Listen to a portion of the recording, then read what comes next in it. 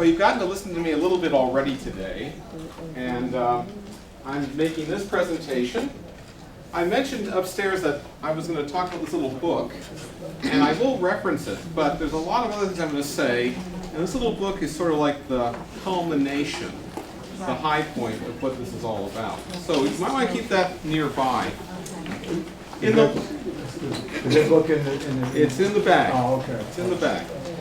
You will also find that in that thick book, my presentation is there. But I'm going to tell you right now, the presentation you have does not have all the slides that I'm going to show you, because there are some photographic slides I did not put in the book because they didn't reproduce very well. And there's a couple other slides I didn't put in just to keep you awake and pay attention as I talk.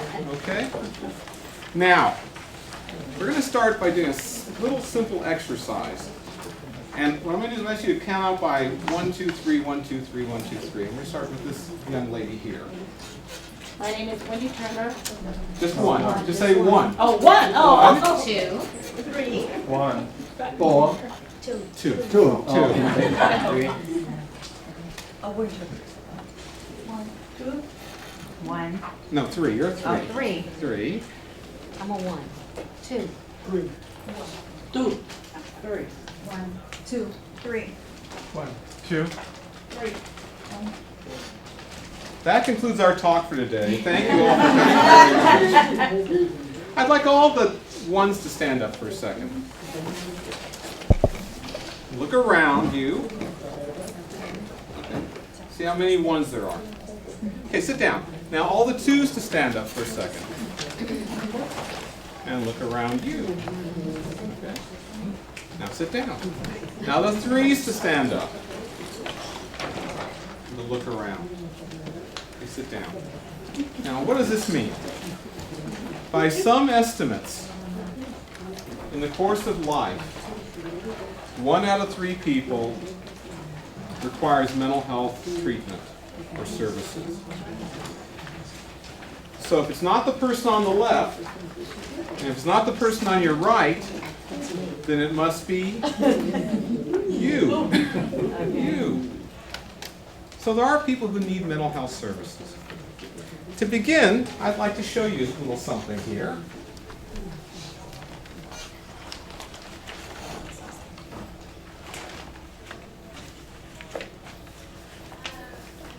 That will set the tone, I believe, for our presentation today.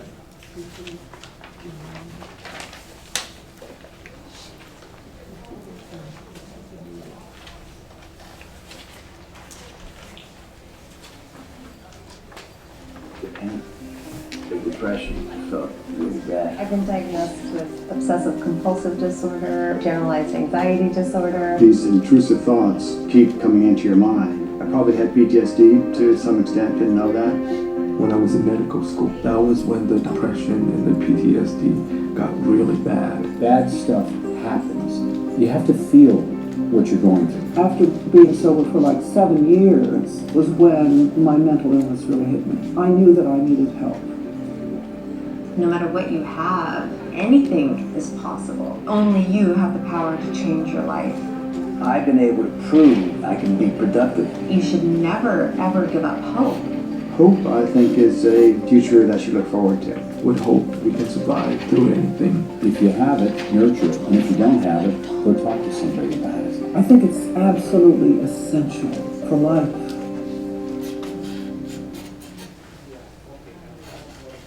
So, as you can see, this is a group of people who you recognize as being well known. Several actors and actresses who have been very successful. Come on in, come on in, come on in. That Stephen Peck, he's the son of Gregory Peck, and he is the head of this Veterans Association of veterans who suffer from mental health problems of one type or another. A doctor, you know, so there's a doctor there who has been very successful in his practice. The bottom line I'm trying to get to is lots of people have mental health problems, and they go on to have very successful lives if they have treatment that helps them. And so today's presentation that I want to talk about is about the treatments and the availability of treatments that we have through the Department of Mental Health. So here we go. The mission of our department is to provide hope, recovery, wellness, to help people develop natural support systems and a meaningful use of their time. That's what we see as being the purpose of our work. And of course, hope, recovery, those are also spiritual or religious themes. Wellness, spiritual wellness, physical wellness go hand in hand. Natural support systems, family, church, community, meaningful use of time. You know, not just sitting around letting time pass, but doing a job, getting an education, contributing to the community as a volunteer or as a paid worker. These are all the services that we provide in a nutshell. You wouldn't quite understand them all just by looking at this quick graph, but I wanted to say we do a lot of different things. And that's to say we have a lot of possible offerings that people can buy into and use. When should a person be referred for mental health services?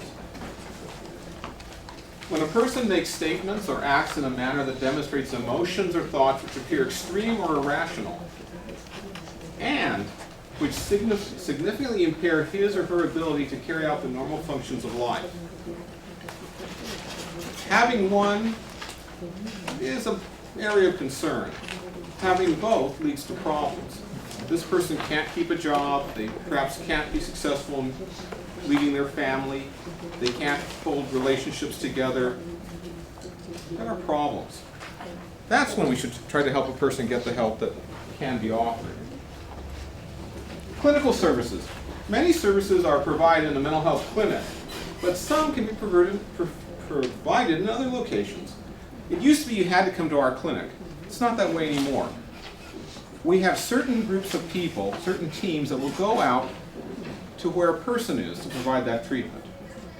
If someone's homebound, elderly, sick, one of our teams will go to your house, will go into your home, sit down in your living room and talk with this person, work with this person. Some people say, well, I don't really want strangers in my house. That's fine. Maybe you go to your doctor's office, your medical doctor's office. Maybe that's more convenient. We'll go there. I have, I'm sure, a few clergy here. If you open up your church to us, and I don't mean the whole church, I mean like a counseling room, and one of your parishioners comes there, we'll meet them there. We'll come to your parish, sit in the counseling room with them for an hour, once a week, whatever it needs to be done.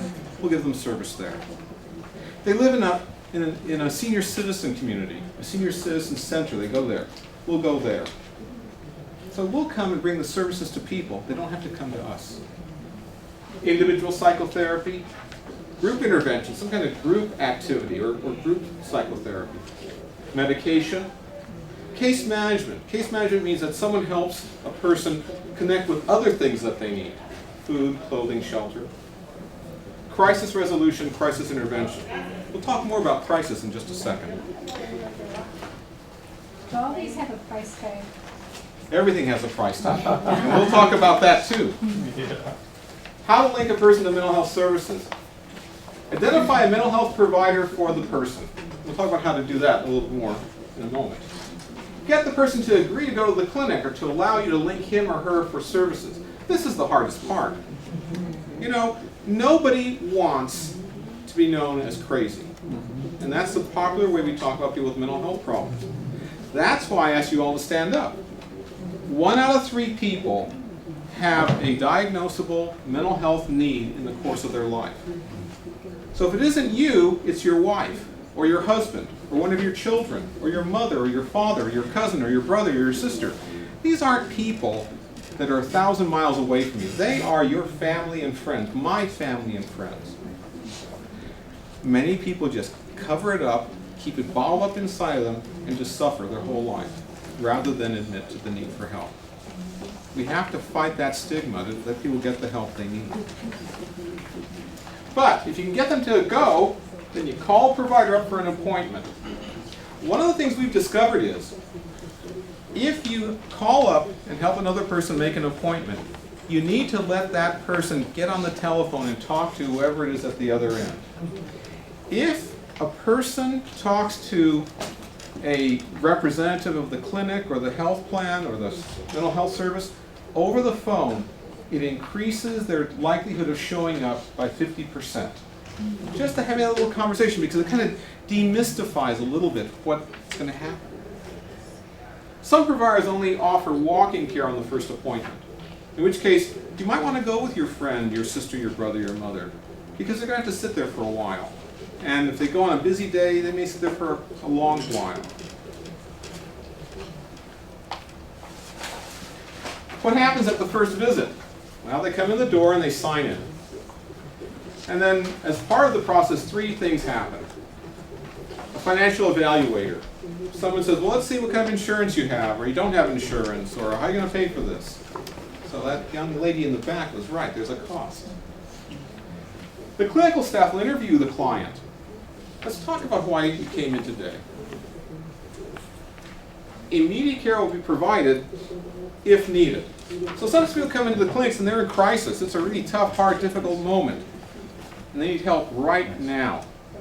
Sometimes it's, we get started today, but the next time you come, we'll dig into it. It's just like going to your medical doctor.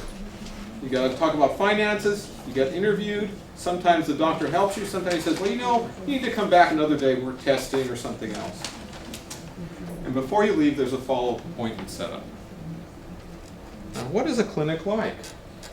Well, this is the front door of one of our clinics. This is our clinic in Hollywood. There's the front door. Not too scary looking, is it? And here's the reception area. You come in, the receptionist is right back there. All kinds of signs on the wall. That's where you sign in. It's a little hard to see, but there's the receptionist. I thought it would come out better than that. She's not scary at all. She's very, very nice, actually. And when you first come in, come on in, come on in, come on in. There's 2 chairs over here. Can we free up those 2 chairs for these 2 young ladies to sit down? So when you first come in, you say hello to the receptionist who will, let someone know that you're here and that you'd like to be seen. Come on in, come on in. This will prove someone came to my talk. You're kidding me. Sold out. Yeah. Well, if they only just show you, they don't know. You think, well, he's just in the room by himself. This is Ed. I'm Ed, but this is another Ed. And he's a really friendly guy, and he might be one of the people you first talk to. After you, maybe with the receptionist, Ed would sit down with you. Here's a little counseling room. Sit down with you and talk to you about what's going on. What do you need? What's the reason for your visit today? You'll notice that in these pictures, and in other pictures I'm going to show you, you're going to see staff, but you're not going to see any clients. We have clients, but there's privacy laws, and so we can't show you anyone's face. We're not going to show you any clients. It'll only be staff or empty rooms, I'm sorry to say. Here's one of our therapists. She told me, tell them my office isn't always this messy. She's a very nice woman. She's a psychologist. And people come into her office and they sit down and they talk to her. She discusses what their needs are, what she can do to help them. This woman is one of our case managers, and she's calling somebody up from a phone list to check up on them. We don't call everybody, but there are some patients who we call in between visits to see how they're doing, to see if they need something, to see if they remember their next visit, to see if there's something that, is going well or not going well for them. In addition to the clinical services that I very briefly have talked about, we also have supportive services. And you guys can move over here a little bit more if you want. We help establish benefits. So someone comes in and says, well, I don't know, maybe I qualify for SSI, maybe I qualify for Medi-Cal, I don't know, I never checked. Our person will help them figure out if they might qualify for some type of government benefits and help them apply for them. Housing vouchers. Some people who come to us are homeless or are about to become homeless, perhaps because of their illness. They haven't been able to keep their job. They've gone through all their savings. We'll help you get a housing voucher. We'll help you find a place to live. Want to come in? Come on in. Come on in. So it's not only we find a voucher, we'll also find suitable housing for you. There's a seat over here. We have people who will go with our clients into the community, drive around, and check out apartments that they might be able to rent that will accept the vouchers that we provide. Help people get into school. Help them enroll. Help them find a job. Help them hook up with the Department of Rehabilitation, which is a state agency that helps people train and get their first job in many cases. And we help with family reunification. You know, mental illness, when it's in its most severe forms, sometimes causes people to really break the bonds of connection with their family, because their behavior can be outrageous at times, and family members just have to distance themselves. Once the person's able to deal with some of those issues, we try to help them get reconnected to their family, because family is the most important thing in many of our lives. So we don't just provide treatment, we provide all these other things, because you cannot help a person with a serious mental health problem if you don't attend to all these things. So we try to attend to them all. In the Hollywood Mental Health Clinic, we have a large room which is used for gatherings and sometimes for socializing events. And on this day, they were collecting clothing. Because, as I said, some of our clients are very poor or even homeless. And so we're trying to gather some clothing to hand out to them. This is the opposite side of the room that I just showed you. It has a kitchen. So when we have social events, we sometimes prepare food. Many of our clients have burned a lot of bridges. They don't have friends, they don't have family. So we try to help them reconnect with family, but also to make friends. And the easiest friends to make are other members of the community who come to our clinic. We also sometimes provide things like cooking classes, because it's a chance for them to learn a skill that they may not have, and a chance to have something to do that provides an opportunity to meet other people. So we have a kitchen. This is abstract art done by one of our clients. Don't ask me what it means, I have no idea. But we do have art classes. Sometimes it's part of their therapy, and sometimes it's just recreation. Because, you know, girls just want to have fun. And boys too. There's another bit of art, with sort of a musical theme to it. So we have art classes, or art sessions, and other things to do. But what to do for someone in crisis? You know, I'm kind of talking about someone who's got a problem, and it's serious enough that they need to come in, but people sometimes are in crisis. And by crisis, what we mean is they intend to harm themselves or to harm others. That's the most severe form of crisis. Maybe in response to hallucination, to voices they hear, they're acting in a very dangerous way to themselves or others. That's a crisis, a psychiatric crisis. The psychiatric mobile response team or police mental health team can come out, if called, to try and help that person. The team will evaluate the person's behavior and their mental state. Are they hallucinating? Are they delusional? Are they extremely depressed? What is their mental state? If the person is a danger to themselves or others, they will be hospitalized, or they will be taken to an urgent care center. If the situation is not critical, we'll help them link to outpatient services. I'm going to talk about urgent care centers more in just a moment, but let me talk about hospitalization for a moment. We hospitalize people, which may be hopefully with their consent, voluntarily, but sometimes involuntarily if they're really a danger to themselves or others. But we try to avoid hospitalizing people as much as we can for 3 reasons. One, there aren't very many psychiatric hospital beds in LA County. There's hundreds, but we have a population of millions. So by comparison, there's not very many. They're very expensive. In these hard economic times, everybody is a little short on cash, so there's not a lot of beds. There's hundreds of them, but that's not a lot. Second, when you hospitalize somebody, it can be difficult. It can be difficult on them and on other people. Why? Because when you go to the hospital, maybe you don't go to work for a few days, and someone gives your job away to somebody else. You don't go back to your apartment, and maybe it's the day your rent is due, and the landlord says, no rent, no room. And when you return, you find all your stuff in a box on the front porch. Maybe you're going to school or going through a training, series or something, and you miss the final exam and you fail the class.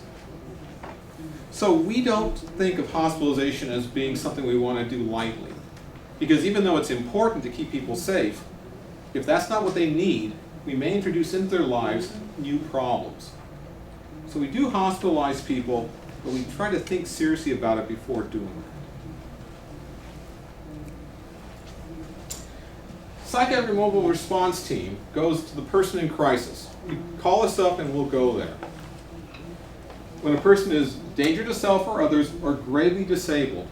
This is a term that people don't quite understand. A person is gravely disabled in the legal sense if they cannot make use of the ordinary necessities of life. What does that mean? You present them with food and they don't eat it. You say to them, you know, it's raining, it's thundering, it's lightning outside, come in out of the rain, and they don't come. They have a serious medical condition and they don't take care of it. Because wouldn't we do those three things? I think we would.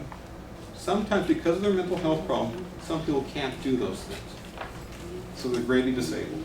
And again, we'll try to stabilize the person without hospitalizing, but we will hospitalize if necessary. And now for that young lady in the back, no one is left uncared for in a psychiatric emergency for lack of funds or insurance. You know, when our team drives up, the first thing they say isn't, can I see your insurance card? Or how much money have you got in your back pocket? The first question is, what can we do to help you? And the question about who's going to pay for it, we take care of later, after the situation is resolved. And in many cases, the county pays for it. A question, on the previous slide you said call the access line, I'm not. We're going to talk about that. This is one of our PMRT teams. They don't look too scary, do they? You know, they're not big bouncers. Our teams typically do not go out and wrestle someone to the ground and tie them up and put them in the back of an ambulance to drive them away. They go in a car like this, they talk to a person, they persuade them that they should, you know, get this intensive care, and the person gets in the back seat, one of the people get in the back seat, one of our staff that is, another one drives, and they drive off to the hospital. So as much as possible, we try to avoid situations that could be violent or require physical restraint. In those occasions, and I'm happy to say it's not very common, but in those occasions when someone is such a physical danger to others that they are striking out at other people, we send a police psychiatric team or a police mental health team. And that means one police officer with one mental health worker. And they use the same strategy. They try to talk the person into accepting help. And they don't just give them 5 minutes. They'll take a lot of time to try and do that. The police officer will intervene by restraining the person only if it's a last resort, only if nothing else works. And in that case, they're still taken to the hospital, or not arrested, they're taken to the hospital. But this is the type of team that you're more likely to see. Urgent care centers. So I said we have hundreds of hospital beds, and it's not enough. So we came up with this idea of having what's called an urgent care center. It's a place where a person can stay for up to 24 hours, and where they get medical care and psychiatric care, but they're not hospitalized. If this is successful, at the end of the 24 hours, they go back to their home and go on with their lives. And if unfortunately their situation is dire and this doesn't help them, then they go to the hospital. Currently there are 4 urgent care centers in LA County. And the one that's closest to us right here is called Exodus Mental Health Urgent Care. This picture I took just a couple weeks ago. And I'm standing on a little bridge that links the parking structure at LA County, LAC-USA County Hospital to the hospital. This is Marengo Street, for those of you that know the area. So right across the street from LAC-USA is this little place, this Exodus place. And if you go there, you can see it. It's quite in the open. This is the front entrance. You see it's a receptionist. He's actually also the security guard to keep people safe. And once you get inside, here's a nurse's station.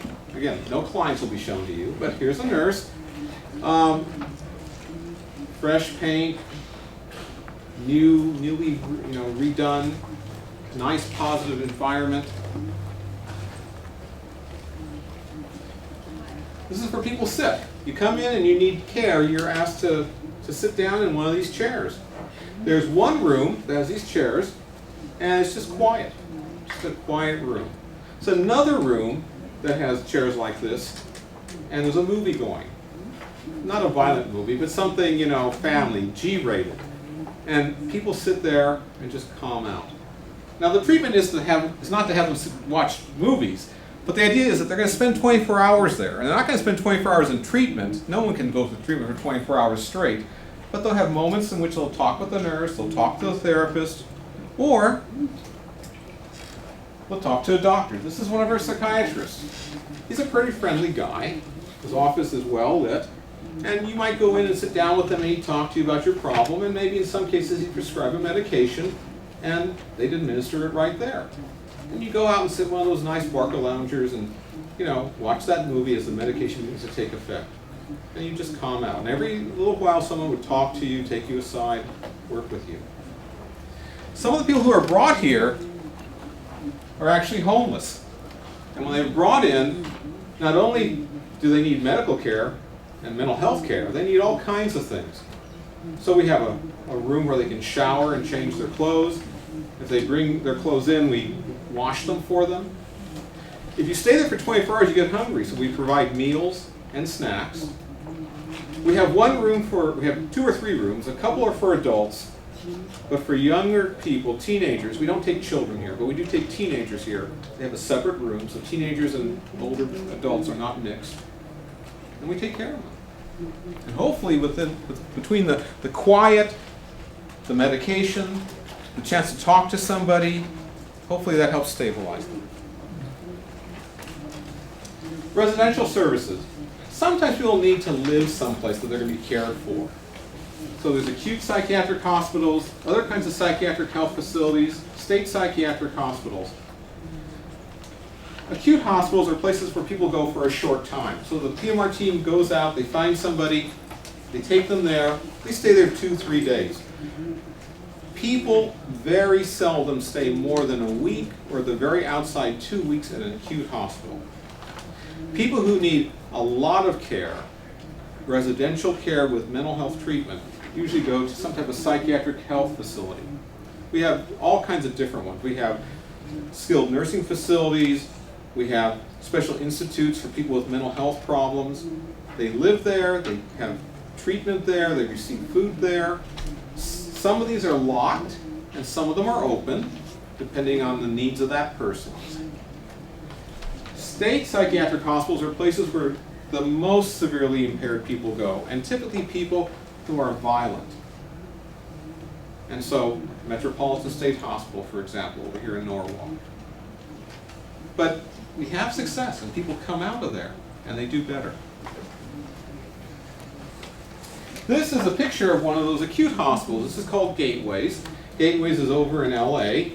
It serves teenagers and young adults. This is the lobby. People voluntarily go here, and their families come to visit them. And when they first come in, they come in this door here.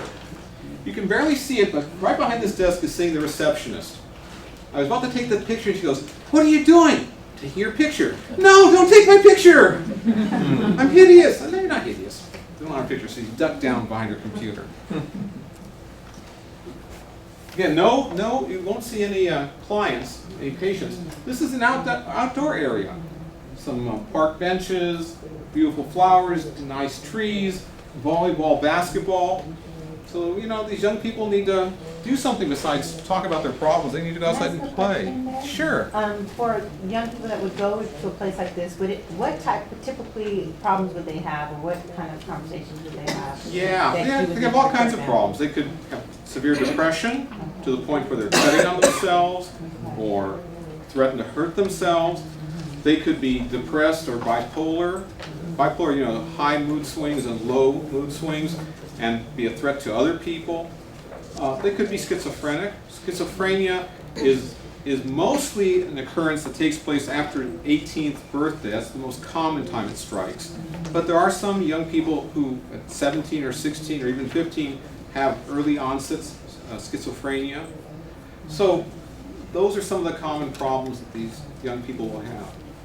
So we try to provide treatment, but also, recreation, other opportunities. This is kind of a dark picture. Pool tables. Pool is one of our favorite games.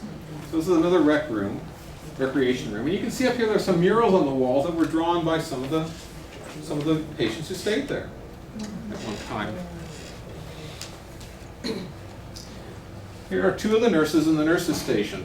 It's a little hard to tell from this photograph, but this is one hallway. There's a second hallway in this direction and a third hallway in this direction. So the nurses are available. They're in their station. Sometimes they do paperwork. Most of the time they're out walking on the floor, working with the patients in one way or another. This is another outdoor area at the hospital. This is one of those corridors I was talking about, those 3 corridors. This is one of them. And you can see there are living quarters, and I'm going to show you a picture of that in a second. They also have these murals, which were drawn by one of the nurses. The nurse that was smiling, she drew these on the walls because she said, this place is too bland. So she went to the head of the hospital and said, can I draw some things on the wall? And they said, sure. So this is like scenes of the ocean, fish. It's really colorful. It's very nice.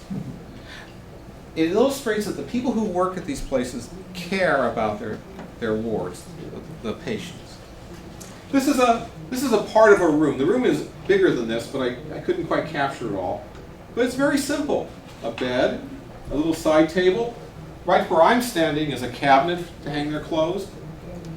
Kids are allowed to bring some of the stuff, little dolls and the things I like to hang and a poster for the wall. But they don't bring all their stuff because the hope is they're going to be here, a few weeks, a month or so, not that long. We don't want them to think this is their home. This is a place for treatment. This is the dining area.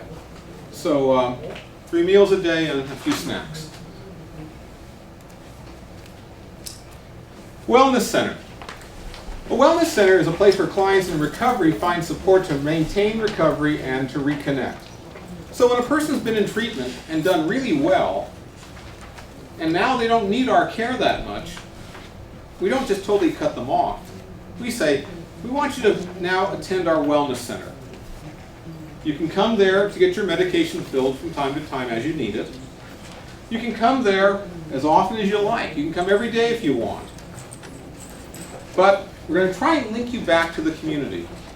Especially people who have burned all those bridges I told you about earlier need help to reconnect. So we reconnect them to health and social services, but perhaps more importantly, we link them to educational and social activities. So we say to them, look here, in your neighborhood, there's this community theater. Why don't you go down? Here, we'll help you get some tickets. Let's go down and watch the theater. Here's a dance being put on by some group in the area. You should go to that dance. Here's a job. They're looking for someone. You should go try out for this job. And they can come back to the wellness center to get encouragement and support as they try to build back their lives. Outreach to homeless people. So that team, that PMRT team, we have other groups that look just like them, the same little car, 2 or 3 people working together, and they go out and they try to win the trust of homeless people. And they try to help them connect to immediate mental health services as needed. And more importantly, over the long run, if that person will accept our help, to medical care, food, shelter, and ongoing mental health services. We have dedicated mental health services, meaning services that are focused on particular populations. So we have some teams of people who work with children and families involved with the Department of Children and Family Services. So sometimes a child's taken out of their home because the situation is dangerous. But many times there's a mental health problem either with the parent or the child or both of them. Just want to go back a couple of steps. Sure. The wellness center. Sure. Is that the same location as the hospital? So Usually no. Okay. So You- how are they making that transition from the hospital to the wellness center? I mean, are they? Sure. So the wellness center is usually a place that people go to, not from the hospital. Usually from the hospital you go to a treatment center, and then from the treatment center you go to the wellness center. And the people who work there provide the connection. They will tell the patient, you know, you've done so well, you've made so much progress, these things are all working well, now it's time for you to go to the wellness center. And the wellness centers are close to the treatment centers. They're a couple blocks away. But we try to separate them because we want the person to say to themselves, I've graduated. I've made progress. I don't need the clinic anymore, even though it was a good thing. I've taken a big step forward. I'm going to this new place. I should have included pictures of the wellness center, but I ran out of time. Here, especially because I work with veterans, you know, there's lots of unfortunate veterans who have suffered a lot of trauma and they're homeless. And even if they're not homeless, they have PTSD. So we have special teams that work with veterans. Usually other people who have been veterans themselves. We have teams that work in the juvenile halls and camps with the youth that are detained there. And we have teams in the county jail. If you've ever heard Sheriff Baca speak, you know that the biggest mental health institution in LA County is the county jail. Meaning that there are more people with mental health problems in one place, that's the county jail, than any other place in LA County, which is unfortunate. Now, I've talked about treatment, but there's also prevention or early intervention. It means trying to get in before the problem becomes severe. Preventing it or getting involved very early in a person's life. So we provide these kind of treatments or these type of interventions in senior centers, medical doctors' offices, community centers. We try to work through different programs like the nurse family program, which a nurse goes to someone's home. Seeking Safety, which is a program that works with parents to help their teenagers. CBT for older adults. Older people get depressed.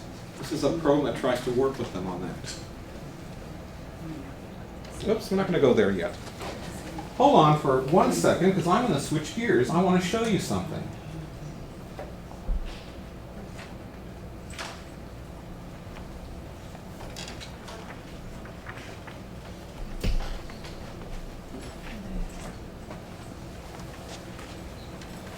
Does that work? Yeah, there it is.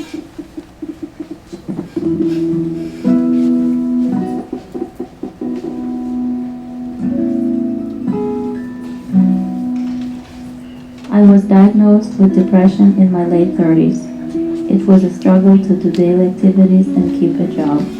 Therapy and medication helped me with staying active. When I was 40 years old, I got pregnant. I could not believe the news that I got. I had thought I could no longer have children. I thought, oh my God, my life is going to change. I was absolutely overjoyed. I knew this was going to be very difficult, but I really wanted to have this child. 8 months after my daughter India was born, her father left. I became a single mother. I was worried about all the things that I needed to do for my daughter when some days I couldn't even get out of bed. I felt very alone and I was afraid to fail as a mother. I felt like my daughter missed her father, but couldn't express it because she was still an infant. She was crying a lot. Not having enough support was devastating to both of us. When my daughter was 2 years, things really started falling apart. I will never forget the day I slapped my daughter. I couldn't believe it. All this time I was trying to protect her, and this is what I did. I was crushed. I shared it with my therapist, and she ended up reporting it to DCFS. And I was thinking, oh my God, now I am one of those bad mothers. But when the DCFS social worker came, she closed the case right away. She realized we needed help and connected me and my daughter with Project ABC, which helps families with very young children like myself. Having weekly therapy sessions and actually having someone come to our home for visits made a really big difference in our lives. When the caseworker spends an hour playing with my child, it affects my daughter in the most positive way. She knows that there are other people besides her mother who care and think that she's very special. As a single mother, I encourage the people who make decisions about these programs to make sure they stay around and that they are available for families who need them.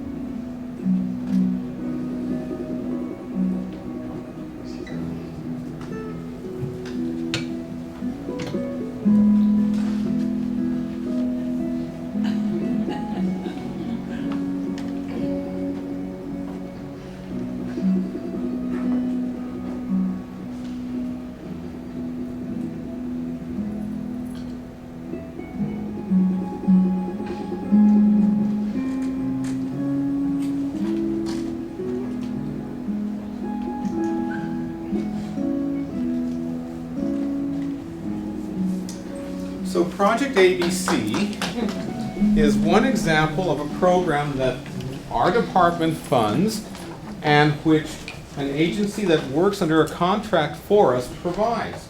And as you see, the idea here was that it was going to be therapy for the child and the mother because they both were suffering in some ways from the situation in which they found themselves. So that is an example of the kinds of services we provide, which some people have no knowledge of. And yet we're trying to help people in many different groups. Children, oops, hit the wrong one. Children as young as newborn can have mental health problems, or at least they can be in situations which can lead to mental health problems. So we try to get involved with them. Now, that little book, we're going to start talking a little bit more about this little book. I have a few more slides to show you, but let's talk about this. So right here you can see this little drawing that I showed you much earlier of all the services we provide. Okay? But, as you will see on the next slide, the next slide, we're going to talk about the suicide hotline, and that's listed right here at the top of the page. So this is a hotline that someone who feels suicidal can call. This is the kind of thing that, you need to advertise before it's needed. Before it's needed. So in your parishes, in your churches, with people you work, tell them about this ahead of time. Even people who say, no, I never need that. Because people who want to kill themselves.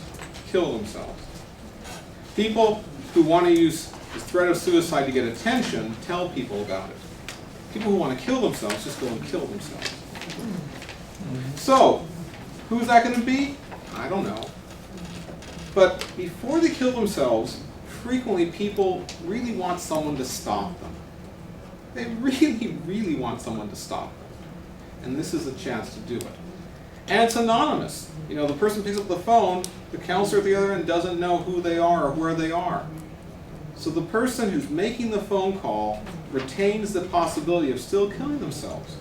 But at least they've reached out, and we're trying to reach back. So this little number is a number you should try to share with others before they need it. Multiple languages, not just English. Conservatorship. Well, let's go back to the book for a second. Here on the same page, Psychiatric Mobile Response Team. Here's a phone number. Someone asked me a little earlier, what is Access? Well, Access is this phone number. It's actually a service that we provide. You can call this phone number and they will connect you to a Psychiatric Mobile Response Team. They will send a team out. But they can also do other things. They can refer people to ongoing mental health care, help you find a clinic or a program in your area for somebody. So it's like an information line as well as a dispatch line. The 213 number here? No, I'm sorry. I'm talking about the one in the book right here. Access, right here at the bottom of this page. Sorry, I'm showing you two things at once, confusing me. I'm sorry. So, the next page, the UCC. Remember I said there's 4 urgent care centers? Well, here they are. Here's their 4 names, their 4 addresses, and their phone numbers. So what do you do to get a person into a UCC? You have them get in your car, you drive to this location, you park your car, you walk in the front door and you say, we need help. And you're in.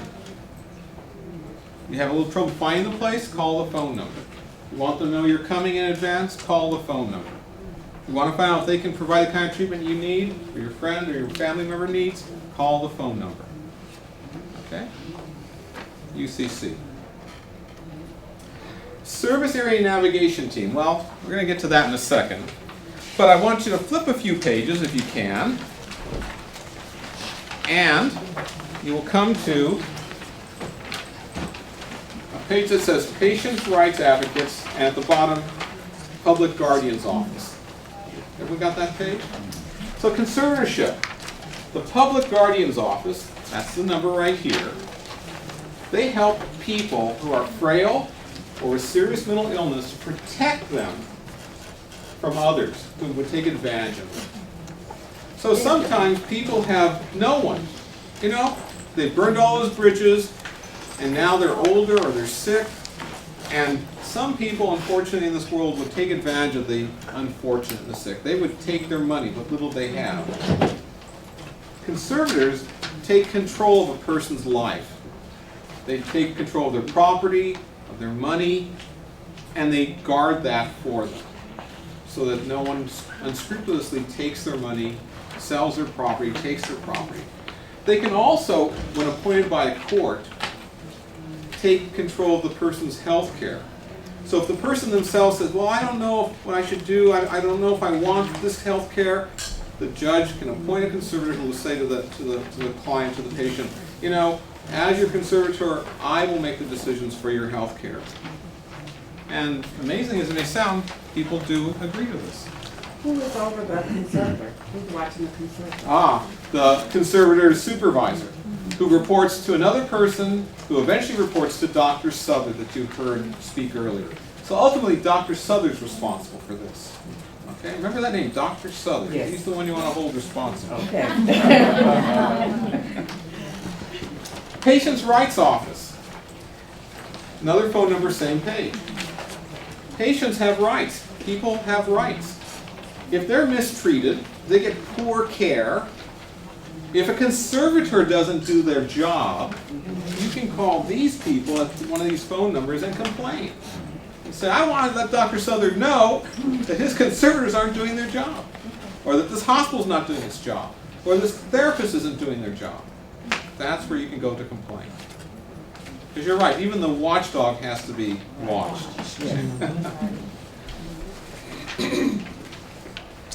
Who's eligible for mental health services? We'll get to the rest of the pages. Just hold on to the book. A person of any age who has a diagnosable mental health disorder. We have mental health programs, honestly and truly, for children as young as newborn, up to people as old can be. Again, for the very young child, it may not be that they actually have a mental health problem, though some young children do. Not as young as newborn, but 5 or 6 year olds, you begin to see some things. But a very young child may be in a very difficult situation. So one of the things I mentioned is the nurse family program. This is where a nurse comes into someone's home and they spend an hour or two a week. And what they do is they observe the mother and the child, the father and the child interact. Sometimes they even take a movie camera and they film it. Then they show the parent their interaction. And sometimes they don't even have to make a comment. If you've never seen yourself on film, on a video, you'll be surprised. You say, I don't do that. Well, look, there it is, you're doing it. You do it. You know, things that you think you never do, you do. And sometimes that's all it takes to help a mother or a father more appropriately interact with their child. They see themselves, they say, I didn't know I did that. I didn't know I yelled. I didn't know I raised my voice. I didn't know I was so threatening. Or, I didn't know I was so distant and cold to my child. I didn't know that. And now I will try to be more self-controlled. I'll try to be more outreaching, more warm. For very young children, it's not so much that they have a mental illness as they may be in a situation that could cause a mental illness. Lack of affection, lack of support, yelling, screaming, violence, pushing, shoving. So, and it goes up to the oldest people. People who have some type of disorder which disrupts normal functioning may be said to have a severe emotional disturbance or disorder, or a severe persistent mental illness. And they may be a threat to themselves or others, or they may be disabled by their psychiatric condition in such a way they're unable to care for himself or herself or do the other ordinary things of life.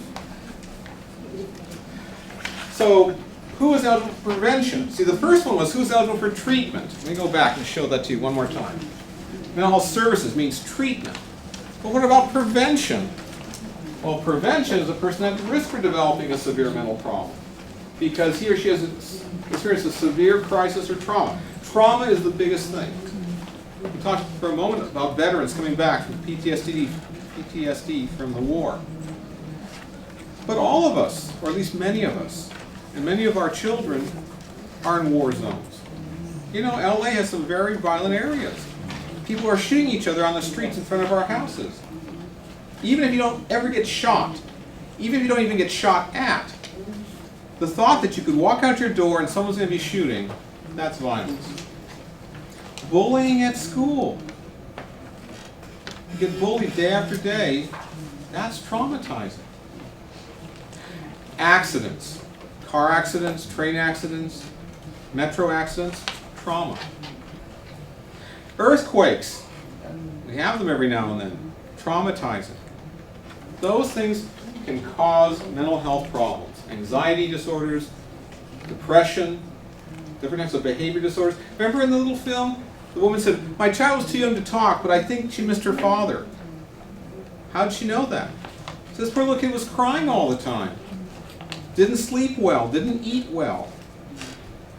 We call that dysregulation for small children. Because they ought to sleep through the night, they eat plenty of food during the day, they ought to be cheerful and laughing and giggling. They're not doing those things, something's wrong. That's a mental health problem. Show early signs of a mental health problem, like I just said. May qualify for appropriate prevention or early intervention services. These are the services that Adrian talked about that churches could qualify for funding if they met certain contracting requirements. You could get the money and you could do these for us. Are undocumented aliens eligible? They are eligible for emergency services and for limited stabilization services. Which means you're an undocumented alien, we're going to treat you in a crisis. And we're going to give you some additional services after that. They'll be limited to some degree, but we're not going to send you away empty-handed. And they are also eligible for PEI, Prevention Early Intervention Services, that I just talked about, for people who are uninsured. Some of the services we provide are for people with insurance. I'm going to talk about that more in a moment. And some are for people who are uninsured.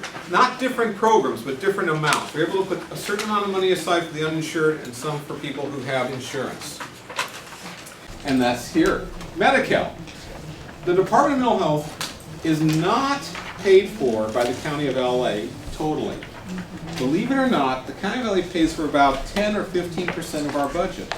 Most of our budget comes from the federal government and the state government through the Medi-Cal and Medicare programs, the Healthy Way LA program, the Healthy Families program, the Mental Health Services Act, and then a little bit of county funding.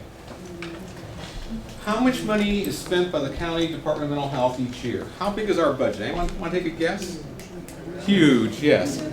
$2 billion. She's close, but she's not right. Do you work for the County Department of Mental Health? Ah, she's on the inside guessing at things. $2 billion is close, but it's not right. But it's close. Another guess? $4 billion? Ooh, I wish it was $4 billion. You should come and work for us. Maybe you can get it for us. 1.5 billion dollars a year. Mental health treatment is very expensive. You know, think about what you're paying for. You're paying for someone who's gone through at least the master's degree level in college, many times doctor, PhD or MDs. Buildings, and all the things that go with buildings. Furniture, rugs, electricity, water, and all the other stuff we need. It's expensive. So that's why the uninsured have a limited amount of money, because what we do is we take most of our money, or at least a big piece of it, and tell the federal and state government, we're going to spend it on people who have your Medi-Cal program or your Medicare program. And the federal government says, okay, if you do that, then we'll pay part of the bill. So the county pays a little bit, and the state or the federal government pays more. But the problem is, the state or the federal government decides who qualifies for Medi-Cal. We don't. So some people have Medi-Cal, and they have much better coverage. Uninsured people, 100% paid for by the county. In your little book here, you'll find a little map, and that's what I'm trying to show you up here. And unfortunately, it didn't come out very well here either. I talked about the fact that I'm the district chief in service area or SPA 4. And this is a little map that shows you the different SPA areas. And you can kind of barely make it out. You can see up here is 1, it's like, you know, the high desert. 2 is like the Malibu, San Fernando area. 3 is like Peak Pomona area, San Gabriel Valley. 4 is Central LA. That's my area, Central LA. Skid Row, Hollywood. 5 is I guess actually that's probably like Culver City. 6 is South Central LA. 7 is like Whittier, Norwalk. East Los Angeles. East Los Angeles is split. Half of it is in service area 4 and half is in service 7. And then 8 is like Long Beach, Torrance. Where is the office for District 7? District 7? It's in downtown LA. That's the headquarters office. But in each of these areas we have many, many, many clinics, hospitals, and other types of services. And that's what I want to talk about. Look at the next page. The next page has zip codes, and they're color-coded. And they also have a number. It has SA, service area. So if you're in service area 7, look down under SA for 7s, and then you'll find zip codes.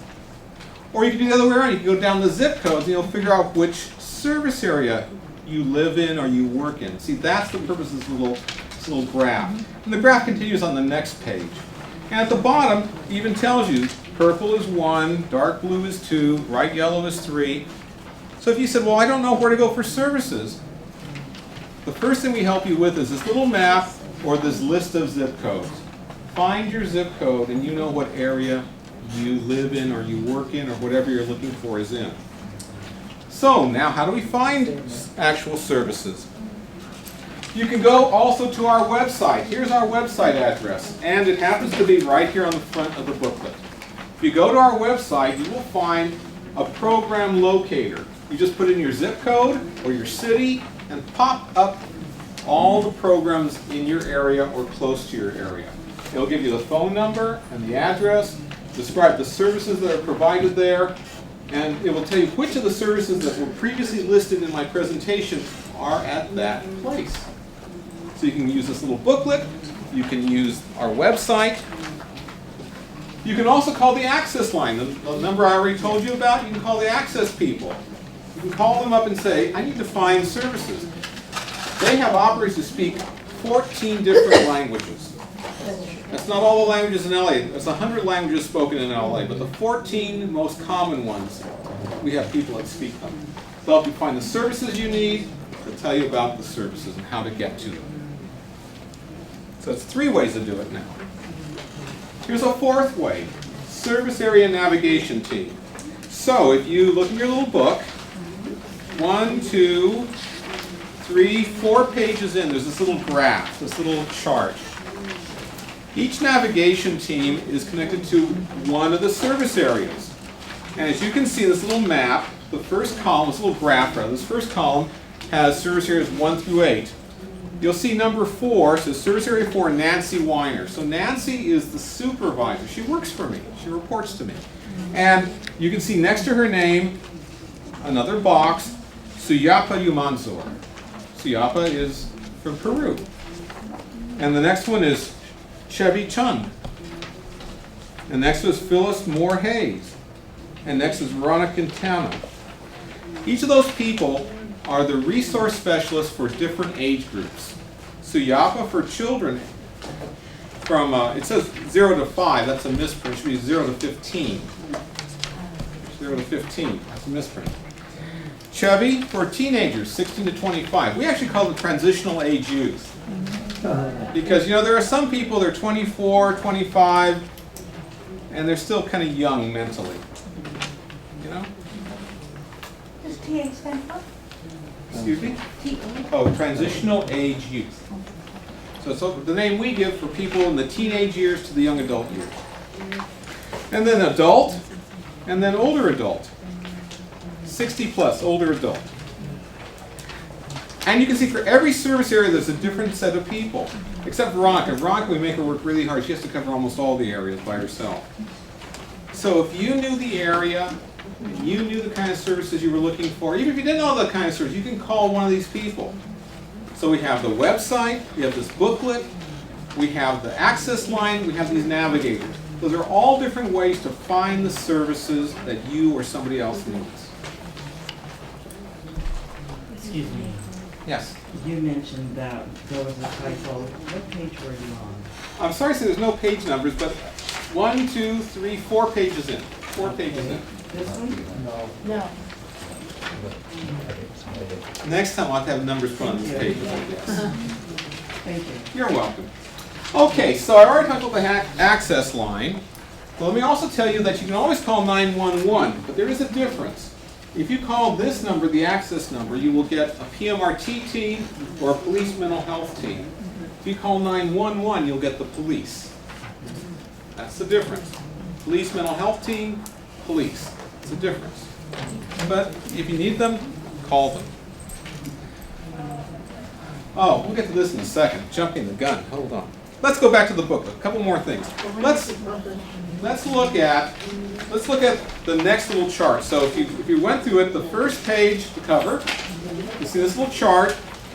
You see about the suicide hotline, the psychiatric mobile response team, urgent care centers, service area navigation teams to help you find things, the map, the zip code chart, patients' rights, public guardians. Now we come to another chart. This little chart at the top says outreach and engagement liaisons. And if you go down this, again, it's by service areas. And this time, if you go down the second column, you'll find my name, Ed Vidari. So that's where I'm in charge of, number 4. Metro Los Angeles. Then you'll see in the next one a contact, Wendy De Leon. Wendy works for me. If you call up Wendy at this phone number, Wendy will come out to make a presentation for you. She will come out and make a presentation at your church, at your senior center, at your office, and it will cost you nothing. She'll come for free. And she'll give you this talk. Or she'll give you a talk about depression, or on treatment options, or on dealing with stress, or on childhood mental health problems. A whole bunch of different topics. Call Wendy up, she'll come out.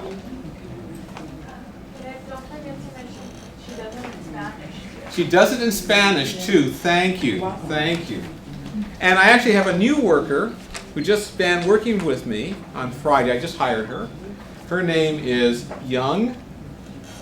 Oh, I forgot her last name. Young An. Don't tell Young I forgot her name. Young An, who speaks Korean and English. So in Korean, we can give the same presentation also. Spanish, English, Korean. Now, clergy. What can clergy do to help with mental health care? You can recognize the person who needs mental health services. They come into your office. They say, Father, Pastor, Rabbi, Imam, help me. They need your help. You can recognize their needs. Help reduce the stigma of mental illness by providing support. It's okay. You can overcome this problem. Normalizing the experience. Many people have mental health problems. Now earlier, how many people did I say in the course of life need mental health treatment? 1 in 3. That's one estimate. There are other estimates. That's one. I have a different estimate. You know how many people I think have a mental health problem in the course of their life? 100%. That's it. 100%. All of you. All of us. And I'll give you some quick examples to prove it. Do you remember when your first boyfriend or first girlfriend dumped you? How did you feel? For how long? Did you eat well? No. Did you sleep well? No. What happened to your grades in school? You were depressed. You see that? You've been mentally ill.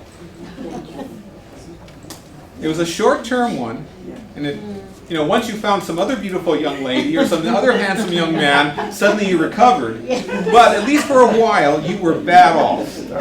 Mental illness. That's a short term. And you know, you've probably had worse situations. You got to college and you didn't do quite so well. Your first job, you got fired. Maybe at some point in your life you struggled with keeping a job, keeping your home. So depression and anxiety, two most common mental illnesses that we all suffer from. So we've all been mentally ill, all of us. The clergy can help normalize the experience by pointing out that everyone has suffered mental illness. It's not unusual or strange. They enlist family support. These people, when they're really bad off, they burn bridges. They need help to reconnect. Can address spiritual concerns. In some people's minds, mental illness is demonic possession. It's a sign of the devil. I want to say that from our perspective, that's not true. It's an illness, like diabetes, like cancer. You as a clergy person have the chance to help your congregant decide, am I possessed or am I sick? It's a big difference. But there may be other spiritual issues, as our speaker earlier talked about, so I won't go into that. And most importantly, perhaps, you can support the person through prayer and community. They burn bridges, so they need community. And they don't know where to turn, so they certainly need prayer.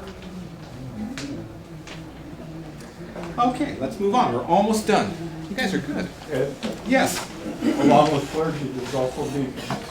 Well, I include deacons as part of the clergy. But good, deacons. Educational presentations, no cost. This was Wendy. I talked about Wendy already. Here are some of the topics. I talked about this already. SAC, Service Area Advisory Committee.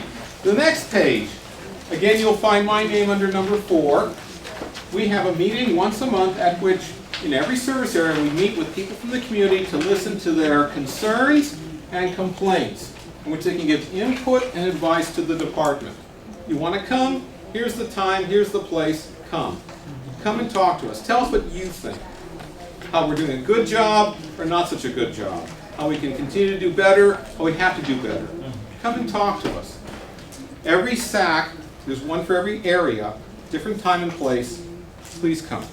Excuse me, you Yes. mentioned that if you wanted Lindsay to come out for the clergy, she would. What about to a mental health urgent care? Would she want to speak with staff or? Possibly. Give us a call. We'll talk about it. That's a possibility. Collaborating with the faith community. So we also have a faith advisory committee. They are part of the people that helped put on this conference. We're beginning to train mental health teams. If you can get some volunteers that want to be a mental health team for your parish or your church, we can help train them.